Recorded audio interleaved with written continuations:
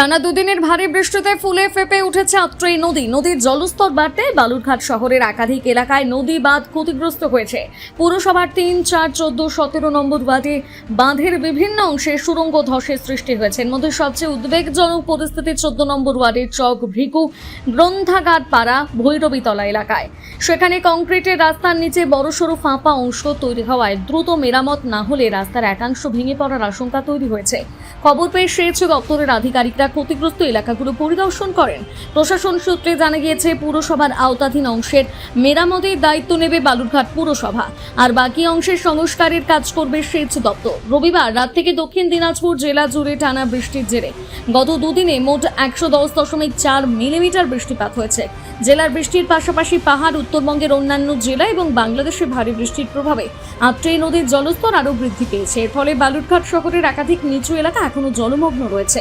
এই বিষয়ে স্থানীয় বাসিন্দারা জানান, আপনাদের এখানে কি হয়েছে, কি সমস্যা? সমস্যায় যে রাস্তা ভেঙে গেছে, তো এটা কয়েকদিন হলো বৃষ্টি শুরু হওয়াকালীন, তো এখান থেকে একদম ড্রেনটা ভেঙে রাস্তার এপার থেকে ওপার একদম গর্ত হয়ে গেছে। না স্যার, এদিক দিয়ে টোটো মোটরসাইকেল চলাচল করে, সেগুলো হচ্ছে একদম রাস্তাটা বসে যাবে। এটা তো নদী বাঁধের রাস্তা। হ্যাঁ, এটা বাঁধের রাস্তা। প্রশাসনকে জানানো হয়েছে, তবুও এখানকার কাউন্সিলরকেও জানানো হয়েছে, তবুও আসেনি। তো আস্তে আস্তে কোনো ব্যবস্থাই নেই। বাঁধটা তো বড় হয়ে যাচ্ছে ভেঙে। হ্যাঁ, তাহলে কি হতে পারে, মানে ভেঙে এটা বসেই যাবে।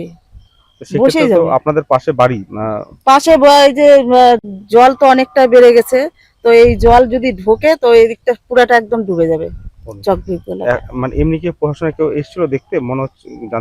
আমার চোখে তো পড়েনি, কালকে আসছিল। এখন কি চাইছেন আপনারা? এটা আমরা চাইছি এটাকে মেরামত করা হোক, নাহলে দুর্ঘটনা ঘটতে হ্যাঁ পারে। ঘটতে পারে। এ বিষয়ে বালুরঘাট পৌরসভার চেয়ারম্যান সুরজিৎ সাহা বলেন, দেখুন, যে পরিমাণ বৃষ্টি এবার হচ্ছে কন্টিনিউয়াস, তাতে প্রত্যেকটা জায়গাতেই কিছু না কিছু ডিসপিউট হয়েছে এবং বিভিন্ন জায়গায় জল জমে আছে। বাঁধের কথা যেটা বলছেন, সেখানে 14 নম্বর ওয়ার্ড আছে, 2 নম্বর ওয়ার্ড আছে, তারপর আপনার 4 নম্বর ওয়ার্ড আছে। আমরা কমপ্লেন পেয়েছি, সেগুলোতে যেগুলো ইরিগেশনের আছে সেগুলো আমরা ইরিগেশন দপ্তরে অলরেডি জানিয়ে দিয়েছি, তারা তাদের স্টেপ নিচ্ছেন। এবং যেগুলো আমাদের করা প্রয়োজন সেগুলো আমরা অলরেডি রাবিশের ব্যবস্থা করে সেই জায়গাগুলো রিপেয়ারের ব্যবস্থা করে দিয়েছি। হয়তো আজকেও পড়ছে, কালকেও পড়বে, একদিনে তো সম্ভব না প্রত্যেকটা করা। আমরা ইনিশিয়েটিভ নিয়েছি। 11 নম্বরেও আছে কমপ্লেন এসছে, আমরা সেগুলো সব করার চেষ্টা করছি। বালুরঘাট থেকে রিপন ভৌমিকের প্রতিবেদন, নিউজ টুডে।